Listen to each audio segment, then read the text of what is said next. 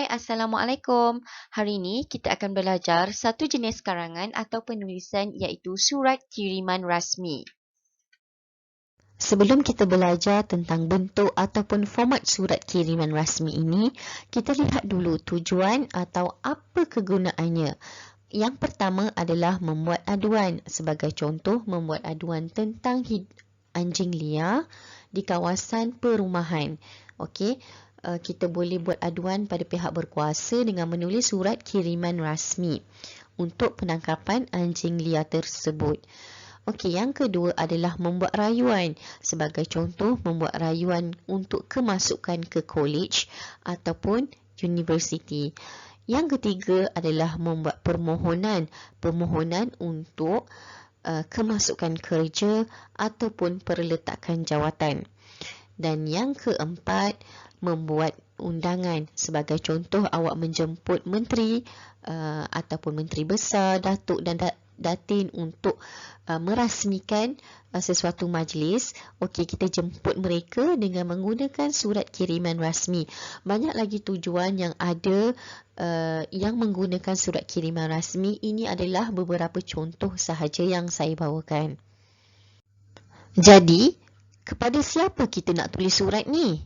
Mesti ada penerima surat-surat ni. Okey, jadi surat ini dituliskan kepada orang perseorangan, bermaksud individu. Okey, macam saya berikan contoh tadi, awak nak minta datuk atau datin merasmikan sesuatu majlis, contohnya majlis anugerah ataupun majlis amal. Jadi kita bagi surat kiriman rasmi ini kepada datuk dan datin tersebut. Yang kedua adalah jabatan. Contohnya ini dalam alam pekerjaan ya. Kita nak memohon sesuatu pada jabatan tersebut. Dan yang ketiga adalah sekolah. Ini biasa. Contohnya yang awak selalu berikan pada guru-guru iaitu surat tidak hadir ke sekolah. Okey, surat yang ibu dan ayah awak beri itu sebenarnya adalah surat kiriman rasmi yang diberikan kepada pihak sekolah. Dan yang keempat adalah majikan. Seperti mana yang saya beritahu tadi, awak nak mohon kerja ataupun sebagainya dan melibatkan majikan, perlulah menulis dengan format surat kiriman rasmi. Okey, jom kita tengok bagaimana surat kiriman rasmi ini ditulis. Bagaimanakah format dia? Yang pertama adalah alamat pengirim. Okey, apabila penerima menerima surat tersebut, mesti dia nak tengok siapa yang hantar pada dia. Okey, jadi boleh lihat terus alamat pengirim bila buka surat tu. Okey, alamat pengirim perlu berada di atas sekali dan suka saya ingatkan bahawa apabila menulis alamat perlulah letak koma di setiap hujung alamat tersebut sehingga akhir. Akhir sekali adalah negeri dan di situ adalah noktah. Kedah Darul Aman Noktah. Okey, jadi selepas itu perlulah dibuat satu garisan yang panjang. Okey, garisan yang panjang. Garisan yang panjang ni untuk apa? Untuk membezakan dua jenis alamat. Kerana kita akan letak alamat penerima di bawah garisan tersebut. Kita ada dua alamat, alamat penerima dan alamat pengirim. Alamat pengirim perlu diletak di bahagian atas sekali bagi memudahkan penerima melihat siapa yang hantar surat tersebut. Okey, di bawah garisan adalah alamat penerima. Okey, dan bersetentang dengan alamat penerima adalah tarikh. Tarikh apa? Tarikh awak tulis surat tersebut.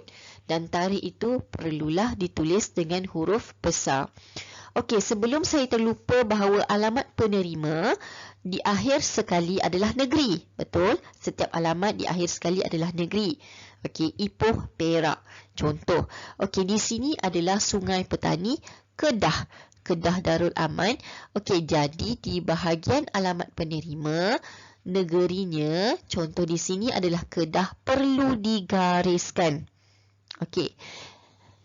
Dan yang kelima adalah panggilan hormat. Panggilan hormat ini adalah kata ganti diri yang ketiga dan ianya bergantung kepada siapa awak bagi surat tersebut.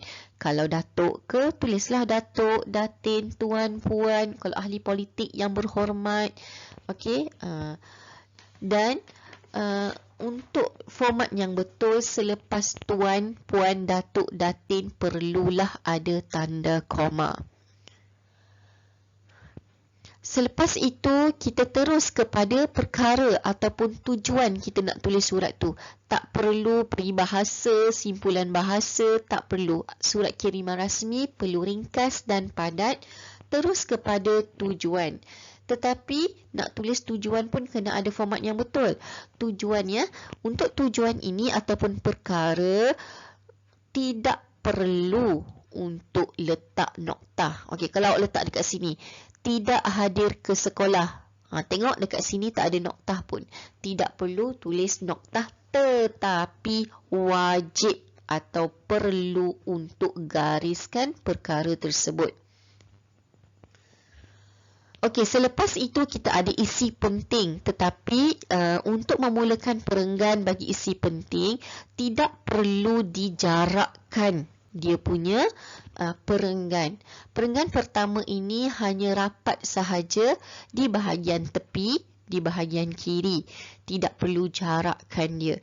Dan biasanya dalam surat kiriman rasmi kita akan pakai dengan segala hormatnya ataupun merujuk perkara di atas. Ini adalah perkara biasa ataupun ayat yang biasa digunakan dalam surat kiriman rasmi. Okey, awak boleh pakai. Okey, dekat sini apa tujuan dia? Tidak hadir ke sekolah. Okey, seterusnya apabila hendak memulakan perenggan kedua, ini adalah salah satu uniknya surat kiriman rasmi ini, ada nombor 2. Perenggan kedua.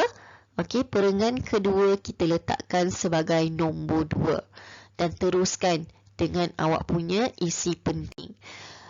Yang ketiga, perlu ada nombor 3 Perenggan yang ketiga kena ada 3 titik. Dan jarakkan, terus tulis awak punya isi penting yang seterusnya. Kalau ada 4 ataupun 5, 4 adalah maksimum. Tidak perlu tulis panjang-panjang untuk surat kiriman rasmi.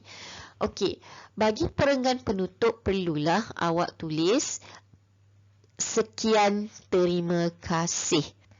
Okey, sekian terima kasih sebagai perenggan penutup. Dan seterusnya ada pengakuan pengirim yang benar. Kita pakai yang benar. Okey.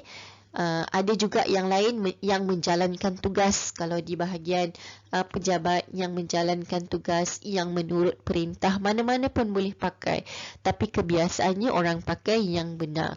Dan awak kena letak tanda tangan dan juga nama penuh serta jawatan jika ada. Kalau kita perasan tadi, alamat penerima, alamat pengirim, semuanya bermula dengan sebelah kiri. Hanya tarikh sahaja di sebelah kanan. Maka tanda tangan juga perlulah diletakkan di sebelah kiri surat. Okey, nampak ni. Alright. Di sini saya bagi satu lagi contoh karangan surat kiriman rasmi. Okey, dekat sini apa tujuan dia? Memohon cuti. Okey, dekat sini kita lihat dekat atas ada alamat penerima, alamat pengirim. Ada garisan yang panjang, seterusnya ada alamat penerima.